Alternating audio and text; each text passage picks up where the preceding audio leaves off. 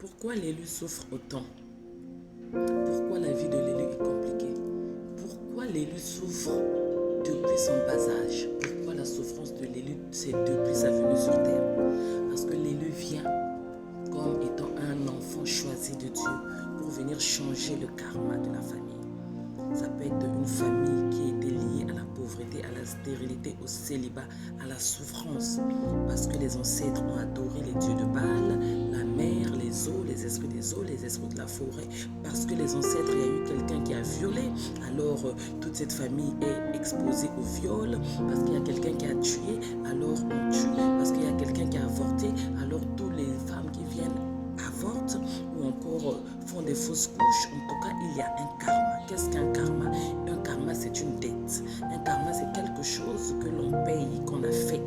D'accord? Lorsque quelqu'un fait quelque chose de mauvais et qu'il y a une condamnation sur la vie de cette personne et que cette personne commence à vivre une avalanche, une succession de problèmes, de difficultés, de souffrances, ça s'appelle un karma. Soit des erreurs que lui-même il a fait, mais aussi des erreurs que la famille a fait, parce que nous sommes liés tous par le sang. Et l'élu arrive dans une famille qui a un karma, dans une famille qui a une dette karmique, dans une famille qui a du transgénérationnel. Ça peut être un karma de cette vie, mais à ce moment-là, c'est souvent personnel, c'est-à-dire c'est le karma personnel de l'élu. Les choses qu'il a fait dans cette vie, tu as volé, tu as violé, tu as fait du mal, et à ce moment, le ciel te ferme les portes, Dieu te tourne le dos, et tu commences à vivre des choses pour payer en fait, comme si on avait mis une condamnation sur toi. Voilà, tu as été accusé, on t'emmène au tribunal et on dit que tu es reconnu pour les faits. À ce moment, on met une sentence de 1 année, de 2 ans, de 3 ans, de 4 ans, de 5 ans, de 10 ans de prison, ainsi de suite. C'est ce temps-là de prison-là qui est marqué par la souffrance. Si c'est dans le viol, on va mettre des gens aussi qui vont commencer à te faire du mal, à toi, de décevoir, de violer. Ou si c'est par exemple de sauver les gens, tu passes ton temps à trahir, à manipuler les gens aussi vont commencer à te trahir, te manipuler. C'est ça en fait le karma. Donc quand c'est le karma de la même vie, c'est quand c'est toi-même. Maintenant, quand c'est une dette karmique, c'est souvent des vies antérieures, d'accord? C'est-à-dire les incarnations passées. Donc ça peut être des vies antérieures, les ancêtres, les personnes qui sont parties, décédées, ont fait des choses dans leur vie. Et puis après, vous les enfants, vous êtes en train de payer. Donc eux, ils sont partis, ils sont décédés, ils sont morts. Mais laissant des dettes. Quelles dettes? Il avait emprunté quelque chose à une personne, il n'avait pas remboursé. Ils adoraient les dieux de Baal, des sirènes, des eaux et tout ça. Ils sont morts, ils sont partis, ils n'ont pas fini le contrat. Vous continuez à payer le contrat. Un papa, une maman, une grande-mère est allé signer un pacte avec les marabouts, les féticheurs, et il n'a pas fini de payer. Il s'est entendu 10 têtes, 20 têtes, je ne sais pas, 3 générations, 2 générations, et il est mort avant ces 2, 3 générations, ou ces 3, 4, 5 têtes qui s'étaient entendues, peu importe le contrat qu'ils avaient signé, mais il est resté une dette. Alors ceux qui viendront après dans cette famille vont payer. Une personne a fait du mal à quelqu'un, un riche qui a par exemple maltraité un pauvre, et le Seigneur a condamné cette personne, que sa génération va être vouée à la pauvreté. Cette personne meurt, et ceux qui reviennent après, ça devient pauvreté en pauvreté.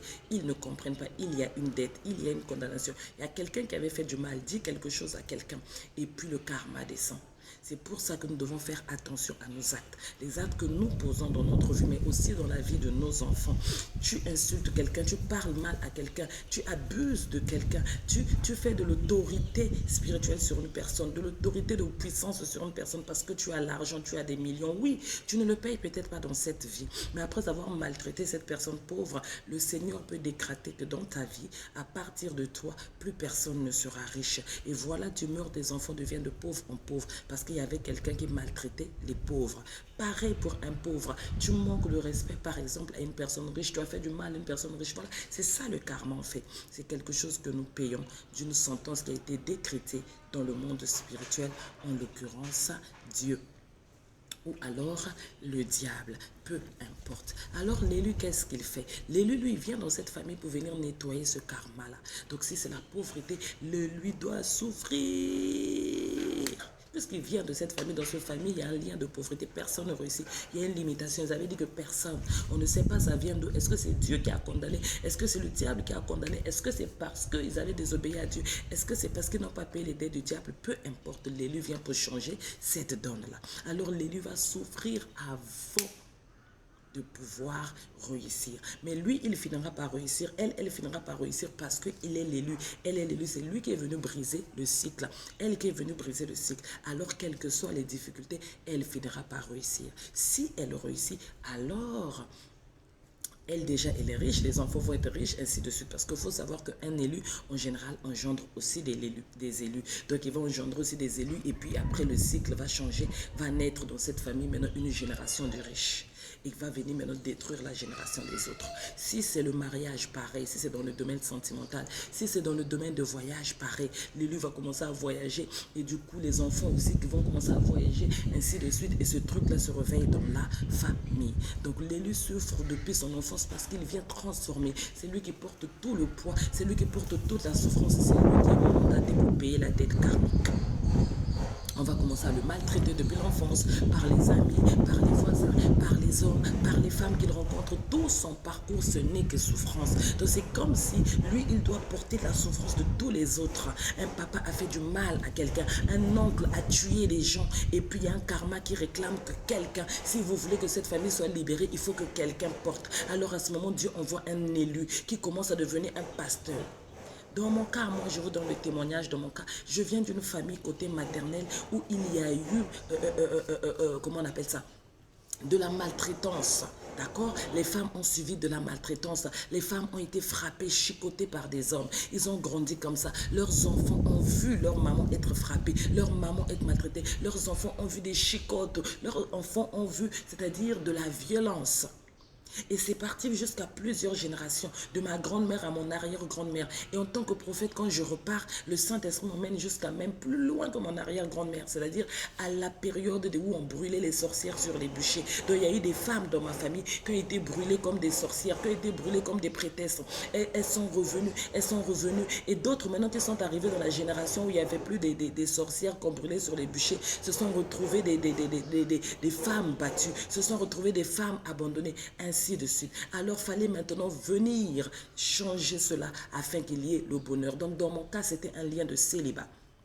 D'accord? Toutes ces femmes maltraitées, abusées, se sont renfermées sur elles et ont commencé à vivre seules. Se sont devenues comme des hommes. Elles se sont résignées, elles se sont enfermées. Et ça a engendré des mères célibataires. D'accord? Et il faut revenir briser cela. Mais lorsque l'élu qui est venu briser ce cycle du célibat là arrive, il va vivre la même chose jusqu'à ce qu'il réussisse. Il y a aussi de mon côté paternel, eux là-bas, chez eux là-bas aussi, c'est pareil. D'accord? Donc c'est comme ça que ça se passe. Et l'élu vient pour briser ça. Et ce qui va faire que tu vas vivre ces choses toute ta vie. C'est ça qu'on appelle les dettes karmiques. C'est pour ça que l'élu souffre. Parce que l'élu doit tout rembourser. Donc s'il y a la stérilité, s'il y a la pauvreté, tout ce qu'il y a dans la famille, tous les liens, c'est l'élu. Moi, dans mon cas, il y a le célibat et il y a la pauvreté. D'accord? Il y a le célibat et il y a la pauvreté.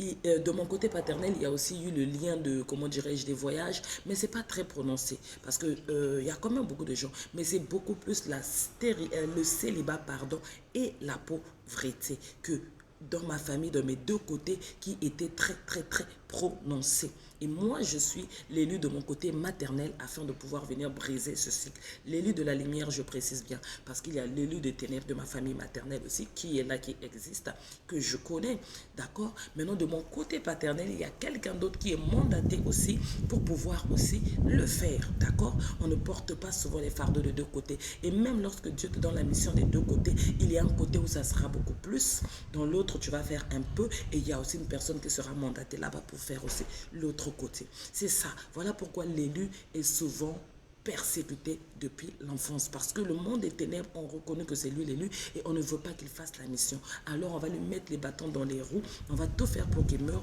pour ne pas qu'il réussisse. Parce que s'il ne réussit pas, il meurt. Et s'il réussit, il libère toute une génération. Voilà pourquoi l'élu souffre.